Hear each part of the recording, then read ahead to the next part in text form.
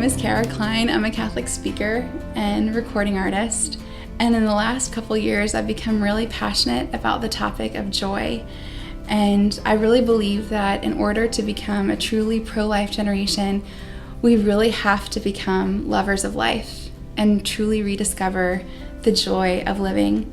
And I think that we're a culture that is so confused about where true joy lies. And I think a lot of people today, they believe in God's existence. We don't so much necessarily doubt that God is real, but so many of us doubt in His goodness. And I know in my own life for so long, I had faith in God. I believed in who He was, but I didn't trust in His goodness. And there's a huge difference when we believe within the depths of our being, not just that God is real, but that He's good, that He can be trusted, that we have a Father in heaven that truly loves us, that's counted the hairs on our head. That authentic faith really, really fills our hearts with joy.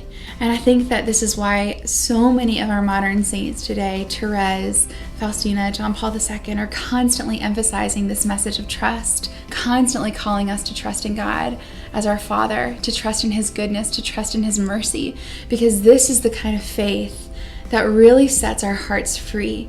Another thing that fills our hearts with joy that maybe generations before us knew, but it seems to be a truth that we've lost in our culture, is the joy of service and the joy of true charity. You know, that it's in losing our lives that we really find them.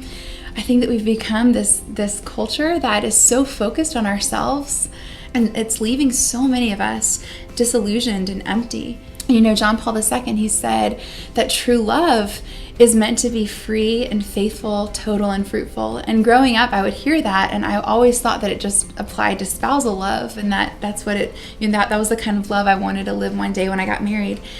And now I see that this is really the kind of love that all of us need to be living, no matter where we are in our lives. We find joy when we stop looking around for people to love us, and we start looking for ways that we can love. Whether we're single, whether we're married, whether we're old, whether we're young, wherever we are, we find so much joy when we learn how to love and how to give of ourselves without counting the cost. And I think that we're really called right now to become lovers of the poor and to become lovers of poverty, because the only thing that's truly, truly going to fill our hearts with joy is a real, authentic, concrete relationship with Jesus Christ. You know, He is a lover of the poor. And He tells us that it's okay to be poor, to be broken, which is really good news, because that's who we are. We're broken, we're frail, we're poor, but we're so loved by God.